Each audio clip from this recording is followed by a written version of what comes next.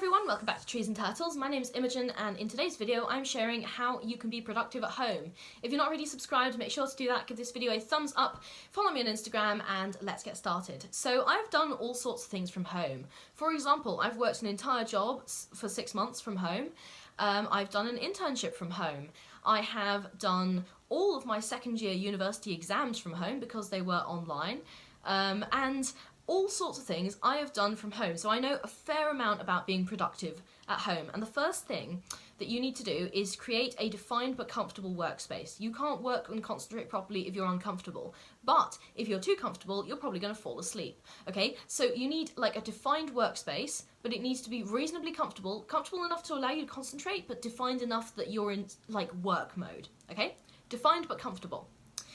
Number 2, keep your to-do list somewhere prominent. Now, I don't care if this is like on a whiteboard or if it's on the sort of background of your computer or whatever, but keep your to-do list somewhere prominent. And this way you're going to be always reminded of your to-do list, and if you keep it in your workspace, then obviously every time you go to your workspace, you're going to be like, I've got to do this, and then you write it down. Okay, post-it notes also work, that's a fun way to do it. I tend to keep mine digitally, but whatever works for you. Number 3, use the 50-10 technique and go somewhere else in your house for your 10-minute breaks. So in case you didn't know, the 50-10 technique is basically an adaptation of the Pomodoro technique, where the Pomodoro technique suggests you work for 25 minutes and rest for 5. The 50-10 technique suggests that you work for 50 minutes and then rest for 10, which I have found personally allows me to get more done, okay?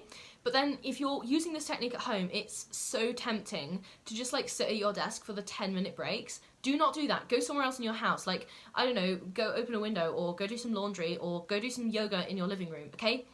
Go somewhere else in the house.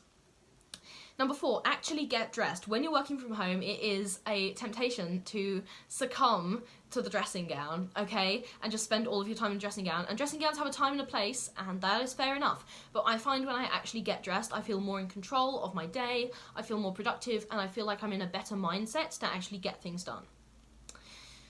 Do what you can, because any progress is good progress. Okay, I've completed, like I said, entire take-home exams from my bed and sofa, and I have scored really well. Okay, so any progress is good progress. This is your new mantra for working from home. Any progress is good progress. Like, I think this is applicable to anything in life, actually, not just being productive at home, but if you are like a perfectionist, then it's kind of all or nothing. But once you start to realize that any progress is good progress, then you'll actually start doing more and being more successful, because you'll realize that working on things bit by bit can get you to the same end goal as trying to be a perfectionist, but also it probably gets you there faster because you're allowing yourself to be a little bit imperfect, but you are making progress all of the time. Okay, it's kind of a tortoise and the hare situation. Be the tortoise.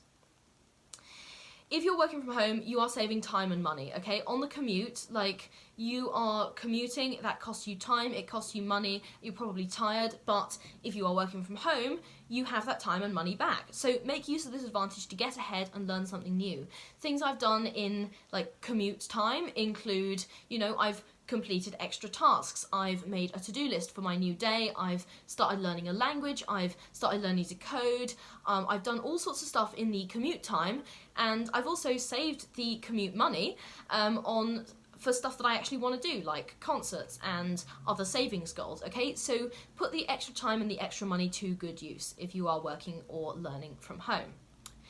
Also, set good boundaries, okay? So when you're working from home, it can actually be really hard to switch off and relax because your workspace and your home space are the same. So if you can, like, demarcate them in your home, so like have a specific like desk area or office, and then have a specific relaxation area or like home area or bedroom or whatever, okay? So try and keep your like workspace and relaxation space separate. Creating a dedicated workspace really helps. But also, it's not just a space thing, set boundaries with your time as well. This helps prevent burnout, because if you're always like checking emails at home when you're working from home, when you're like off the clock, as it were, it's so tempting to just grab your laptop and open it up and just start working, because why not? It's right there, like your office is in your home, okay? So set boundaries with your time as well, because even if you've demarcated your space, you need to demarcate your time, and you need to respect your own rest time, because it's really easy to start overworking and then get burned out, which is kind of the opposite of the whole work from home narrative. Like, a lot of people think home workers are lazy, but I've actually found this is the opposite. Like, when I work from home, I get more done, but I often have more of a like risk of burnout because I'm constantly like in work mode, if that makes sense. So yeah, it can go either way, but I often find it tends towards the burnout. Alright, that's how to be productive at home. If you're not already subscribed, make sure to do that. Give this video a thumbs up, follow me on Instagram, and I will see you guys in the next video. Okay, bye!